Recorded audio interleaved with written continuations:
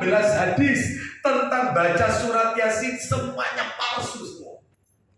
Dan itu dikupas rinci, hadis itu siapa orangnya, kenapa kok tertuduh dusta, itu rinci sekali. Ustaz Yasin. Lah yang nomor 2, ini lebih menarik ini, ajib. Mudah-mudahan masih ada. Saya beli kira-kira yang 4 tahun yang lalu ini, insya Allah. Mudah-mudahan masih ada. Penulisnya Ustaz kita, tapi beliau sudah gak di sini lagi. Ustaz Abu Ubaidah Yusuf As-Sidawi, hafidhahullah ta'ala. Judulnya Koreksi Hadis-Hadis Do'if Populer. Oh, ini lebih lengkap lagi karya beliau. Ini, mudah-mudahan ini masih ada buku ini di toko buku. Miliki buku ini supaya tahu. Nanti tak tunjukkan. Kita akan kayak termasuk kisah-kisah yang populer bertebaran, seliweran di media sosial. Ternyata itu palsu. Termasuk nanti ini yang mau berdekatan. Gak ada yang nggak bahas itu dari horor itu ya. Ini saya bacakan aja ya. Ada hadis punya begini. Man qara'a Yasin di sini bukunya, maaf tangan kiri ya. Bukunya Ustaz Yasin Jawas hafizahullah taala. Di sini saya nukilkan nih. Tidak semua yang saya tuang, enggak. Cuman beberapa saja. Man qara'a Yasin fi lailatin asbaha maghfuran lahu. Siapa yang membaca surat Yasin dalam satu malam, maka ketika ia bangun pagi hari diampuni semua dosa-dosanya. Palsu. Baik. Man dawama ala qiraatin Yasin fi kulli lailatin summa mata syahidan. Siapa yang terus-menerus baca surat Yasin tiap malam, kemudian dia matinya mati syahid. Palsu.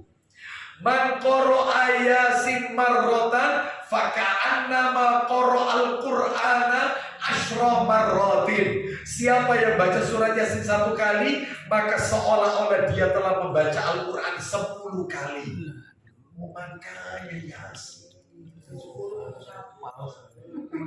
Ya, terus pindah rumah, Yasin. Ada acara kematian, Yasin. Semuanya. Ya, karena ini terinspirasi dengan hadis-hadis. Ternyata ini kalau diselidiki, maka ini semuanya palsu.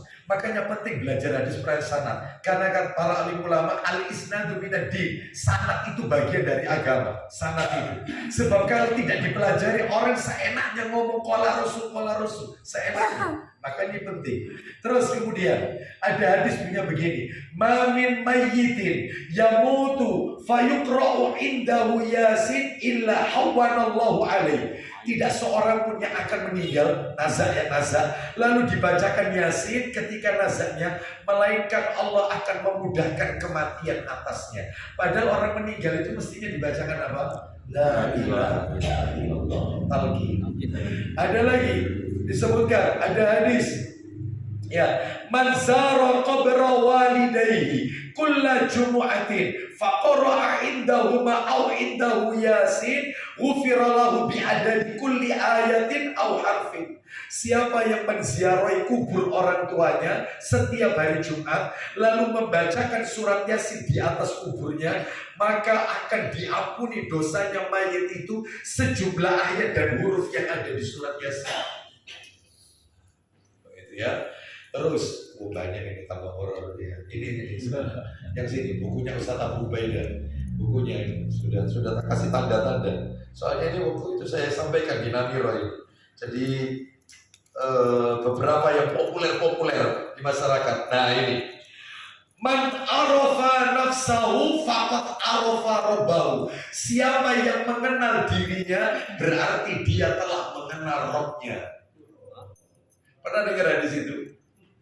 Ada lagi hadis yang berbunyi ya, disebutkan. Nah ini disebutkan Nabi Khidir masih hidup. Nah ini hadisnya palsu, Bapak Ibu sekalian. Terus ada lagi hadis. Nah ini, ad-dinu huwal aql wa man la dina lahu fala aqla lahu. Agama itu adalah akal. Siapa yang tidak beragama berarti dia tidak berakal. Makanya mengandalkan logika kalau beragama, nggak boleh. Ya. Terus utlubul ilma walau bisin, tuntutlah ilmu walaupun sampai ke negeri Cina. Ya. Thalabul ilmi faridatun ala kulli muslimin wal muslimat. Loh ini loh. Yang salah itu ada kata-kata wal muslimatnya itu. Yang benar itu thalabul ilmi. Thalabul ilmi faridatun ala kulli muslimin saja. Itu. Gak pakai wal muslimat. Terus, utlubul ilma minal mahdi ilal lahdi. Carilah ilmu sejak bayi hingga sampai ke liang lahat. Oh, pernah dengar di situ ya. Terus ada lagi yang populer di masyarakat kita. Nah ini, man sholat lah ini. Man sholat, oh ini banyak jamaah haji biasanya termakan sama hadis ini. Man sholat fi masjidi arba'ina sholatan la yafutuhu salatu kutibat lahu bara'atun minan nar wa najatun minal adab wa bari'ah minan nifaq. Siapa yang sholat di Masjid Nabawi 40 kali sholat berarti 8 hari. Makanya ada istilah jamaah haji itu arba'in. 8 hari harus di Madinah. Karena istilahnya sehari kan 5 kali subuh, duhur, asar, maghrib, isya kali 8 hari 40. Gara-gara ini, siapa yang sholat di Masjid Madinah 40 kali sholat, tidak luput darinya satu pun, ditulis baginya kebebasan dari neraka dan bebas dari munafik. Ini sebenarnya ada tandingannya. Yang benar itu, yang benar bunyinya begini, yang benar itu. Ini disebutkan sama Ustaz Abu Ubaidah hafizahullah ta'ala. Yang benar itu begini. Hadisnya riwayatnya Tirmidzi begini. Man shalla lillahi arba'ina yauman fi jama'atin yudrikut takbiratal ula. Ini sabda Rasul sallallahu alaihi wasallam sahih. Kutibat lahu bara'atani, bara'atun minan nar wa bara'atun minan nifaq. Barang siapa sholat selama 40 hari gak di Madinah, gak di Madinah, termasuk di negeri kita 40 hari bukan 40 sholat. 40 hari berarti kalau gitu 40 dikali 5 waktu berarti berapa? 200 sholat. 200 sholat yang tidak pernah ketinggalan takbiratul ihramnya imam. Wih, 40 hari loh ini, gak pernah telat ini, gak pernah masbuk. Maka dia terbebas dari 2 hal, bebas neraka, bebas munafik. Jadi bukan 40 waktu, yang benar itu 40 hari. Oh itu, ya toh, salah dalam hal. Belum lagi, nah ini. Mazala Rasulullah sallallahu alaihi wasallam yaqnutu fi salatil ghadati hatta faraqad dunya. Rasulullah SAW selalu melakukan qunut pada sholat subuh sehingga beliau wafat. Hadisnya mungkar, riwayat Imam Ahmad, karena di dalam hadis ini ada orang yang namanya Abu Ja'far Ar-Razi dari Robi bin Anas, dan dia tertuduh dusta. Oh banyak ini keterangannya. Jadi tiap subuh mesti qunut Nabi sampai menjelang ajalnya. Mungkar hadisnya, Bapak Ibu sekalian. Yang populer adalah kisah tentang Masito, tukang sisir putrinya Fir'aun. Pernah dengar? Ya. Nah, ini adalah dhaif, lemah. Termasuk cerita tentang ini, Sa'labah bin Hatib yang minta didoakan supaya kaya, ternyata begitu kaya tidak mau bayar zakat. Nah, itu juga lemah sekali, dhaif jiddan. Termasuk kisah Alqamah yang mendurhakai ibunya. Itu Alqamah durhaka, itu ternyata lemah. Termasuk kisah kesetiaan istri pada suaminya. Singkatnya gini, katanya diceritakan dalam kisah ini ada seorang wanita ditinggal suaminya. Tidak lama datang utusan yang memberitahukan ayahnya sakit keras. Maka si wanita ini tidak bisa keluar rumah karena belum dapat izin oleh suaminya. Pernah dengar kisah ini?